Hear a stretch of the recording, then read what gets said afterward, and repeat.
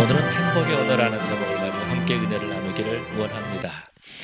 한 미국 목사님이 어떤 교회에 이렇게 설교 부탁을 받았습니다. 그래서 설교하기 위해서 그 교회를 가는데 버스를 타고 그렇게 갔습니다. 근데 버스에 앉았는데 어떤 뚱뚱한 여자 한 분이 그 버스 옆에 앉는 겁니다.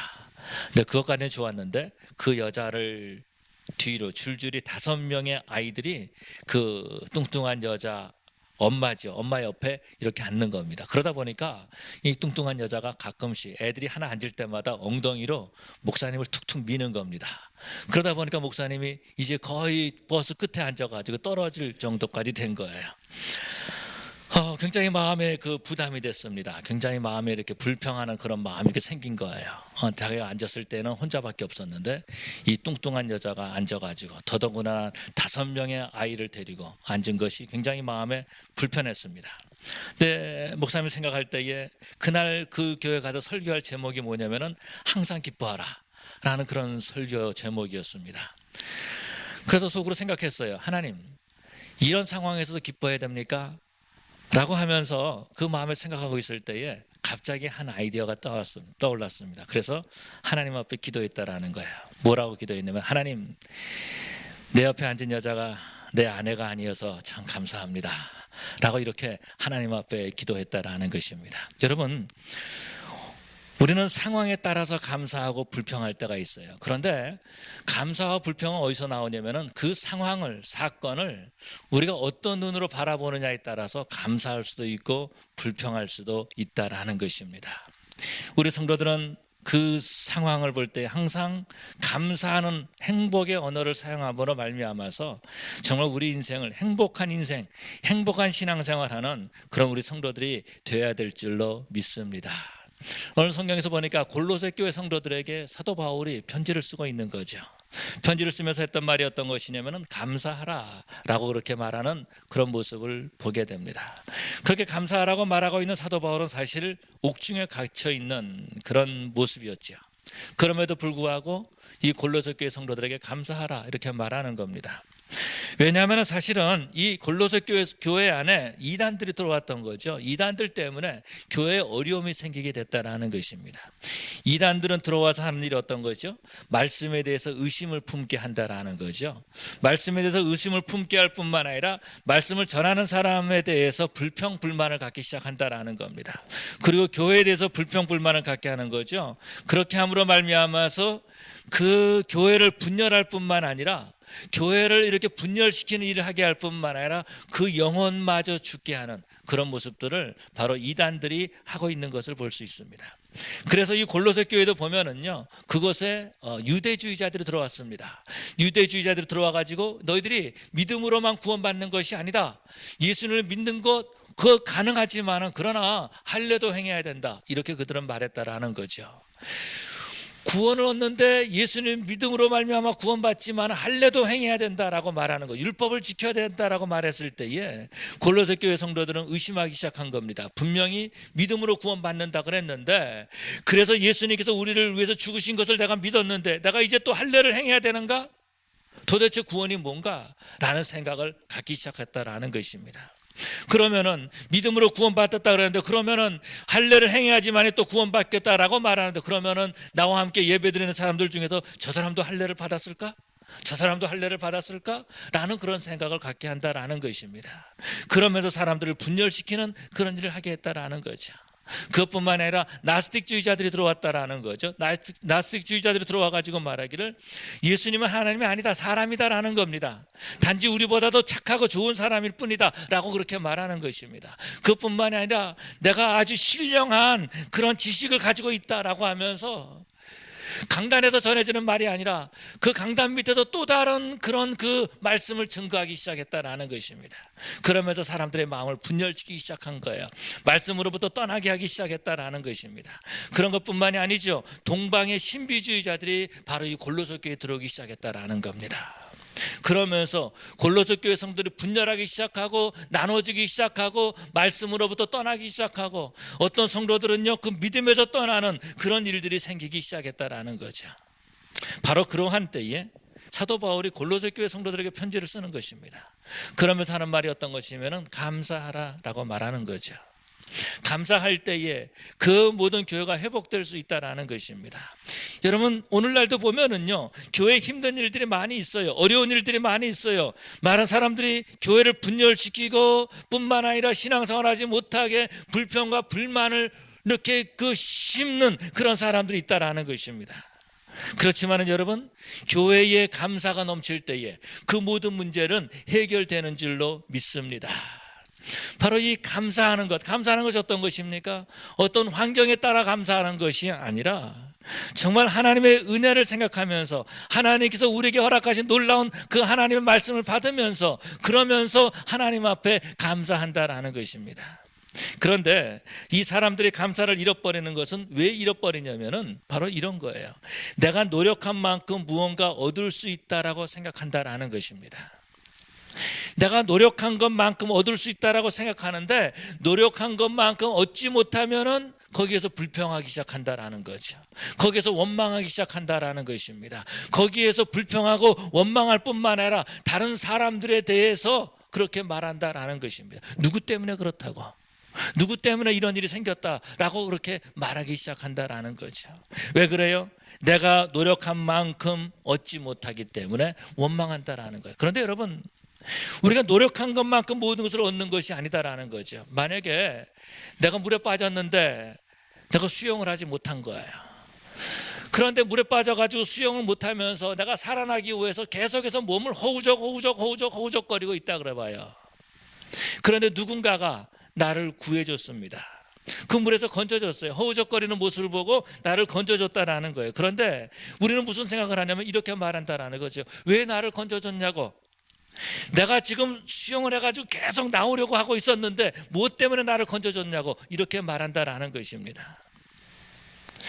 오늘 한국말 속담에도 그런 말이 있죠. 물에서 건져줬더니 보따리 내도라는 식으로 그렇게 말한다라는 거예요. 여러분, 우리들은요 그럴 때가 참 많이 있어요. 우리는 직장에서 일할 때에도요 내가 일한 것만큼 얻어야 된다라고 생각해요. 그리고 그만큼 얻지 못하면 불평한다라는 것입니다. 그런데 사실은요 우리가 일할 수 있는 그 자체에 대해서 감사할 수 있어야 된다라는 거죠. 여러분, 우리는 교회에 나와서 하나님 앞에 예배를 드립니다. 우리가 예배할 수 있음에 대해서 감사할 수 있어야 된다라는 거예요.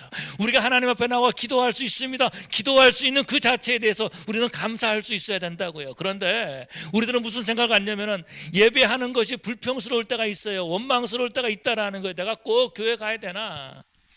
내가 꼭 성경을 읽어야 되나? 내가 꼭 기도해야 되나? 내가 꼭 교회 일을 해야 되나? 돌아보니까 나밖에 일하는 사람이 없어. 그러면서 우리는 불평할 때가 많이 있다라는 것입니다. 결국 이 불평은요 우리 신앙을 무너뜨리기 시작합니다. 결국 이 불평은요 교회를 분열하기 시작한다라는 것입니다. 결국 이 불평은요 내가 신앙생활하지 못할 뿐만 아니라 다른 사람마저도 신앙생활하지 못하게 하고 있다라는 것입니다. 불평은요 지옥의 문을 여는 것과 같다라는 거예요. 은혜의 문을 닫아버리고 지옥의 문을 여는 그런 모습들을 보게 되죠. 골로새 교회 성도들이요 그 이단 때문에 얼마나 힘들었겠어요. 얼마나 어려웠겠어요. 예배를 드리지만은요 예배를 드린 것 같지 않다라는 거예요. 하나님의 말씀을 듣지만은요 그것이 하나님의 말씀으로 들리지 않는다라는 것입니다. 그러면서 원망하는 거죠.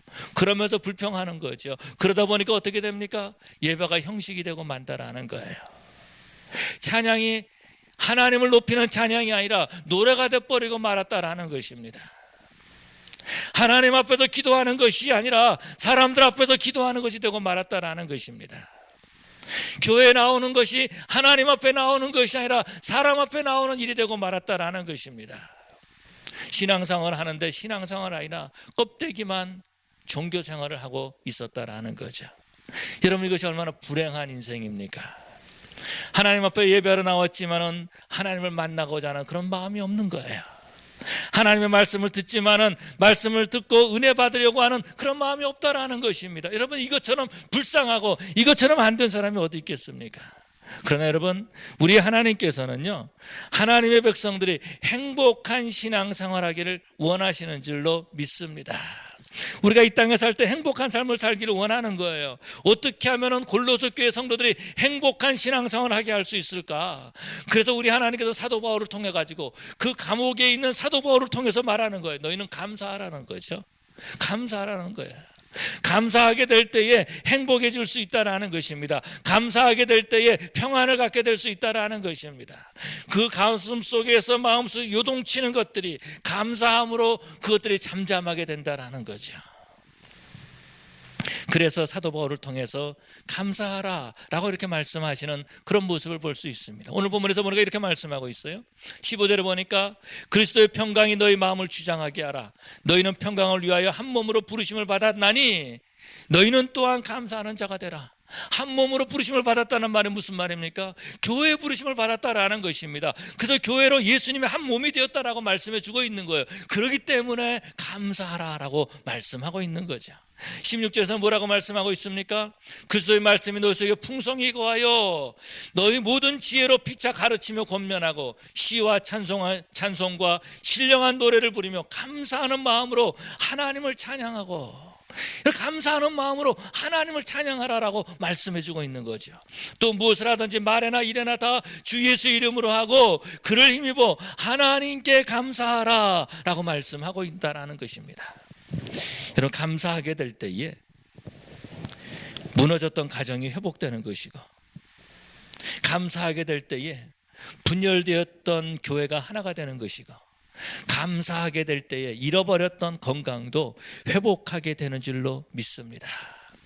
여러분, 감사하게 될 때에요, 부부 사이의 관계도 잃어버렸던 그 사랑을 회복하게 된다라는 거죠. 며칠 전에 저희 아내와 함께 이제 같이 집에서 점심을 먹었습니다. 점심을 먹으면서 그런 얘기를 하는 거예요. 이 반찬은 누가 주신 거라고 그렇게 말씀하시는 거예요. 제가 참고로 요 예화를 들 때 굉장히 조심스러워요. 그렇기 때문에 말씀을 드리는데, 저는 굉장히 입맛이 까다롭습니다. 아무거나 안 먹습니다. 그리고 제가 지금 이 예화를 드리는 건 저희 집에 뭐 갖다 달라는 말이 절대로 아니니까 여러분 오해하지 마시기 바랍니다. 참 조심스러운데, 맛없는 거 주면 갖다 버릴 수 있으니까 절대로 가져오지 마세요. 조심스러운데, 밥을 먹는데 그러는 거예요. 이거는 누가 갖다 줬다고, 누가 주신 거라고 얘기하는 거예요. 그리고 이거는 누가 주신 거라고. 그리고 된장국인데 이 된장은 누가 주신 거라고 그렇게 얘기를 하는 거예요. 그리고 또 뭐 나물이 있었나요? 뭐 하여튼 무슨 다른 뭐 있어, 생선이 있었나, 그런데 그것도 누가 준 거라고 다 얘기를 하는 거예요. 그러다 보니까 그 반찬이 좀 있었는데 그 반찬 다 누가 주신 거예요. 그러다가 제 하나가 갑자기 또 한마디 하는 거예요. 뭐라 그러냐면, 이 밥은 쌀은 교회에서 준 거라고 또 이렇게 말하는. 그러다 보니까 다 누가 줘서 그걸 먹고 있는 거예요. 감사할 일 아닙니까? 누가 공짜로 줘서 감사한 것이 아니라 뭐가 감사하냐면은 내가 성도들에게 사랑을 받고 있다라는 거죠. 사실 목회를 잘 못해가지고 교인들이 많이 모이지 않지만은 제가 행복한 목사다라는 것을 느끼게 됐어요. 왜냐하면 성도들이 사랑하고 있으니까. 여러분, 목사가 행복한 것이 어떤 것입니까? 주님의 일을 할 수 있는 것이 행복한 일이고, 또 성도들이 사랑을 받고 있다면 여러분, 그것이 행복한 목사님 아닙니까? 저희 교단에서 이번 회기에 2명의 목사님이 세상을 교회를 떠났어요. 세상을 떠난 것이 아니라 교회를 떠났어요. 근데 맞아요. 목사님이 교회를 떠나는 건 세상을 떠난 것과 같은 것 같아 보니까. 근데 교회를 떠났는데 다른 이유가 있었던 것이 아니에요. 교인들이 미워한 거예요. 교인들이 미워해가지고 그냥 나 더 이상 교인들이 미워해서 나 그 교회 더 이상 섬기고 싶지 않습니다 라고 해서 교회를 떠났어요. 그런데 저는 우리 교회 성도들의 사랑을 받고 있으니까 얼마나 행복한 사람입니까? 그래서 감사하게 되더라고요. 다시 한번 감사하게 되더라고요. 나는 정말 행복한 목사구나 라는 그런 생각을 갖게 됐습니다. 그런데 사실 2014년도는요, 우리 교회하고는 상관없이 제 개인적으로 굉장히 힘든 한 해였습니다. 굉장히 어려웠어요. 제가 이 이야기를 이제 앞으로 한 5년, 10년 후에 할 거니까 누구한테 물어보지 마시고 괜히 또 저희 아내한테 무슨 일이야 이렇게 물을 필요 없어요. 이 이야기를 듣고 싶으면 앞으로 10년 동안은 교회 나오셔야지 들을 수 있어요. 이제 10년 후에 들을 거니까 굉장히 힘들었어요. 그래서 내가 과연 목회를 해야 되는가, 이게 목사인가, 그런 생각을 갖게 됐습니다. 뭐 말씀 준비도 안 되고 뭐 기도도 하기 힘들고 막 그런 나날들을 굉장히 오랜 시간 동안 이렇게 지냈었습니다. 그러면서 느낀 것이 어떤 것이냐면 이런 것들이었어요.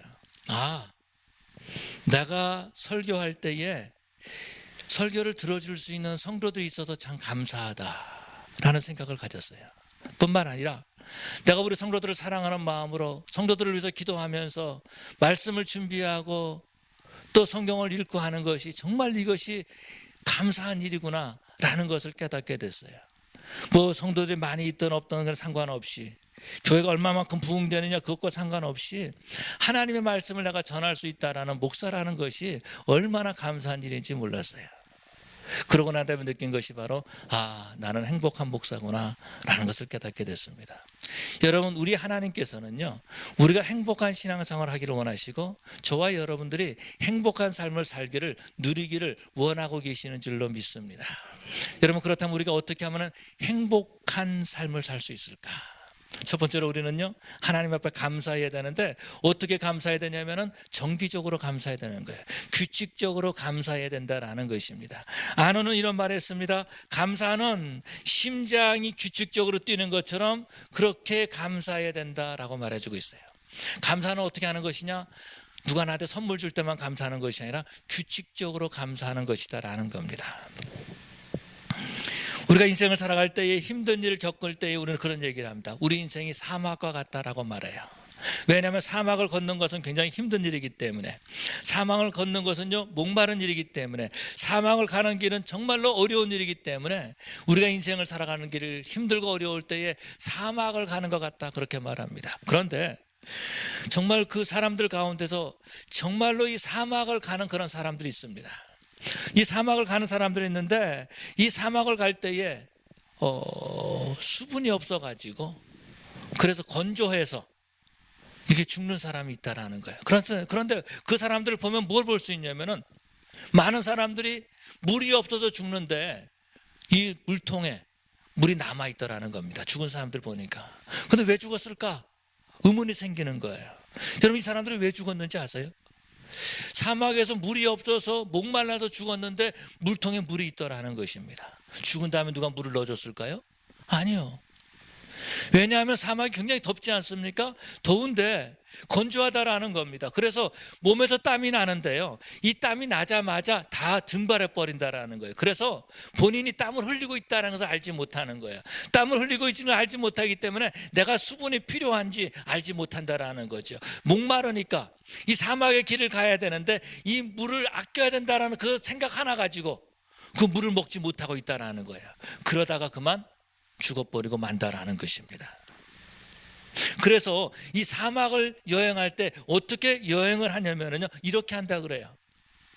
내가 목마른지 모른다라는 거예요. 내 몸에 수분이 필요한지 모른다라는 거예요. 그러니까 정기적으로 물을 마신다라는 겁니다. 걸어가면서 30분 만에 한 번씩 물을 마셔야지. 그렇게 법칙을 세우고 물을 마신다라는 겁니다. 내가 1시간에 한 번씩 물을 마셔야지. 그러면서 물을 마신다라는 것입니다.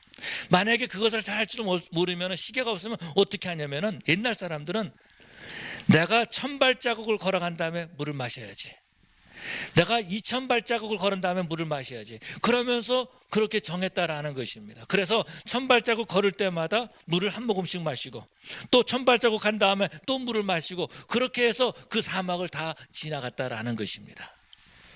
여러분, 그런 것처럼 우리가 감사의 생활도 그렇게 해야 된다라는 거예요. 어떻게 해요? 정기적으로 감사할 수 있어야 된다라는 겁니다.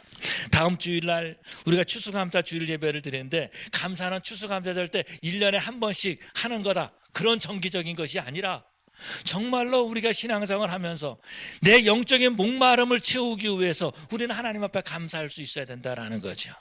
그래서 어떤 분이 그런 얘기를 했습니다. 나는 아침에 일어날 때마다 감사하다. 왜냐하면 내가 오늘 할 일이 있기 때문에. 여러분, 우리가 할 일이 있다라는 것을 감사할 수 있어야 된다라는 거예요. 그런데 또 어떤 사람은 그런 사람도 있어요. 나는 아침마다 불평한다. 왜? 내가 할 일이 너무 많기 때문에. 여러분, 그날 할 일이 있기 때문에 감사합니까? 아니면 그 할 일이 있기 때문에 불평합니까? 환경은 바뀌지 않지만은요, 어떻게 바라보느냐에 따라서 불평할 수도 있고 감사할 수 있다라는 거죠. 아침에 일어나서 할 일이 있음에 대해서 감사하는 사람은요, 그 사람은 하루를 시작할 때에 감사로 시작하고 있습니다. 하는 거죠. 제가 그 책을 하나 쓰려고 책 제목을 정해놓은 게 있어요. 그러면서 어제는 이제 그 설교를 이제 다 정리를 하고 난 다음에 컴퓨터에서 그 파일을 이제 꺼내서 봤습니다. 그래서 봤는데 그 책 제목이 뭐였었냐면 이런 거였어요. 그 책 제목을 뭐 정하진 않았지만 그렇게 앞에다 정해놨더라고요. 뭐라고 정해놨? 당신의 아침의 5분이 당신의 인생을 결정합니다 라고 이렇게 정해놨더라고요.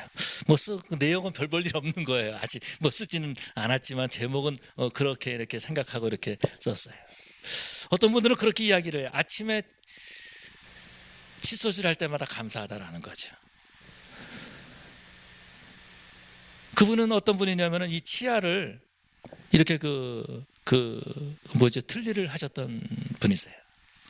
틀니를 해가지고 이렇게 지내시다가 돈을 좀 벌어가지고 이제 박았어요.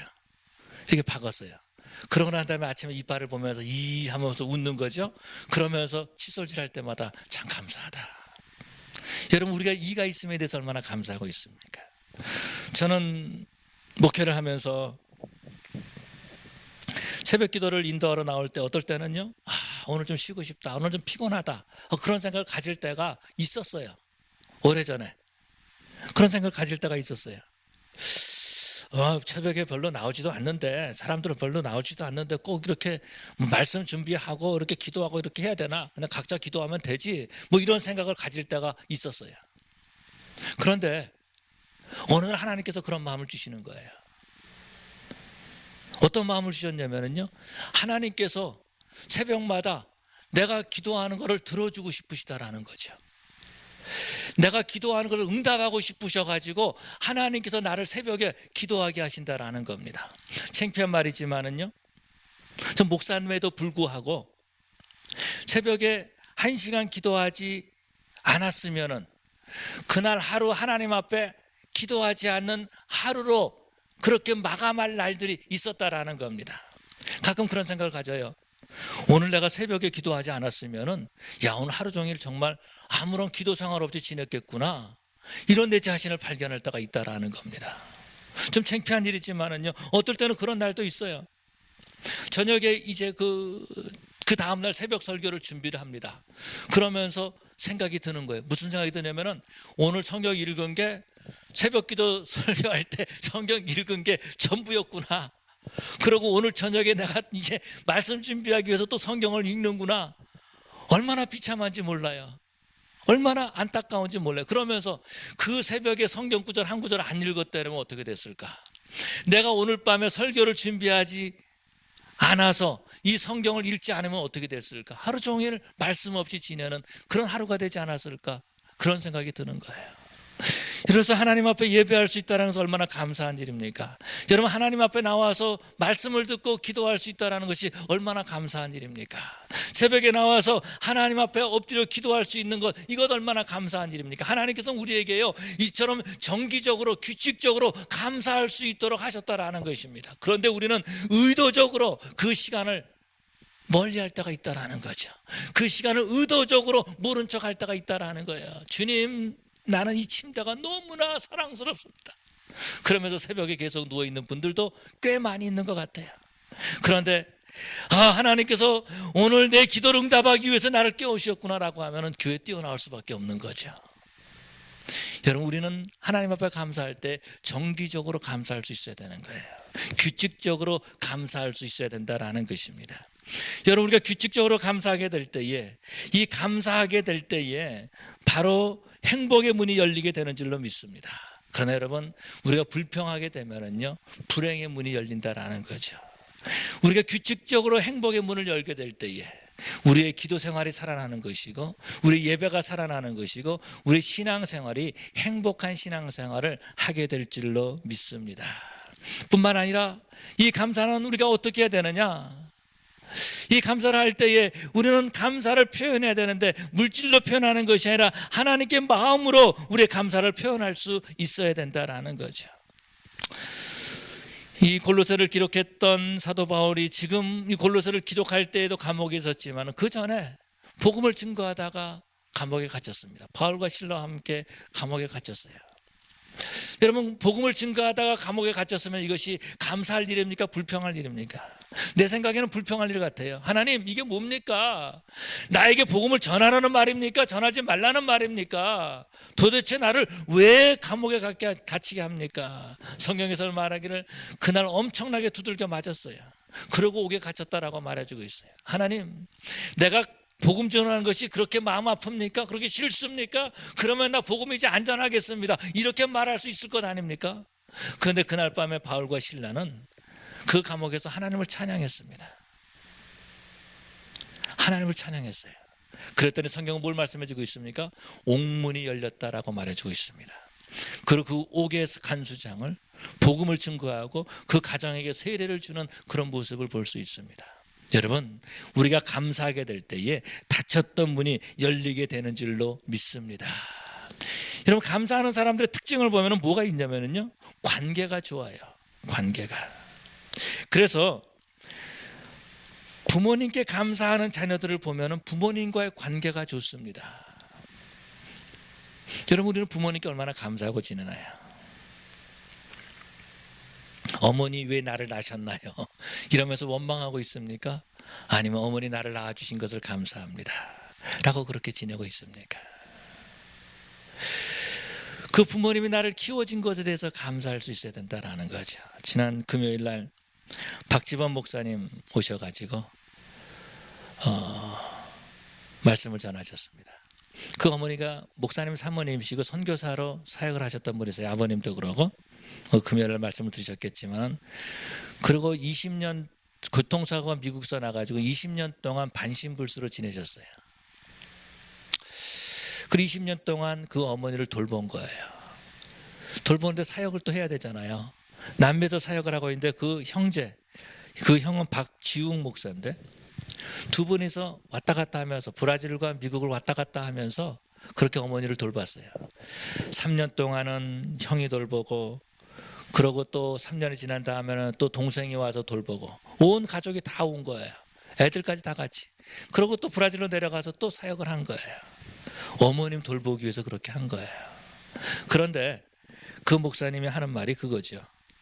어머님이 살아계실 때에, 반신불수로 계실 때, 어머님 감사합니다. 나를 낳아주고 이렇게 키워주신 것을 감사합니다. 그렇게 계속해서 고백했다라는 거죠. 여러분, 우리가 부모님께 감사할 수 있어야 되는 거예요. 부모님이 돌아가시면은요, 감사할 수 있는 기회마저 잊어버리고 만다라는 겁니다. 여러분, 우리는 아내나 남편에게 감사할 수 있어야 되는 거예요. 나와 결혼한 아내에게, 나와 결혼한 남편에게 감사할 수 있어야 된다라는 거죠. 여러분, 우리는 우리 자녀들에게 또한 감사할 수 있어야 되는 거예요. 나의 자녀가 된 것에 대해서 감사해요. 자녀를 통해서 얻는 기쁨이 얼마나 많이 있습니까? 자녀를 통해서 얻는 즐거움이 얼마나 많이 있었습니까? 자녀를 통해서 얻는 행복감이 얼마나 많이 있었습니까? 감사하게 될 때에 관계가 좋아진다라는 겁니다. 뿐만 아니라 이 사회에 나가서도 마찬가지예요. 다른 사람들과 만나서 감사하게 될 때 사람들과 관계가 좋습니다. 그러나 감사하지 않는 사람은요, 관계가 나빠요. 교회에서도 마찬가지입니다. 성도들과의 사이에서 서로 인사하고 감사하게 될 때에 성도들 간의 사이가 좋은 거예요. 그러나 감사하지 못하면 사이가 나빠질 수밖에 없다라는 거죠. 내가 사람들과 나쁘다, 나쁜 관계를 갖고 있다, 만약에 그렇게 생각한다면 내가 감사하지 않았기 때문이다 라는 것을 기억하시기를 바랍니다. 뿐만 아니라 우리는 하나님께 감사할 수 있어야 돼요. 하나님께 감사하는 이것이 바로 하나님과의 관계가 좋아지는 것이다라는 겁니다. 여러분, 우리 하나님께서, 우리 예수님께서 이 땅에 오셔서 우리에게 복음을 전하셨습니다. 우리를 위해서 십자가에 죽으셨습니다. 여러분, 이것이 감사할 일입니까? 아니면 불평할 일입니까? 우리로 하여금 그 예수를 믿게 하고 그 예수님을 나의 구주로 영접하게 하고 우리를 하나님의 자녀 삼아 주셨습니다.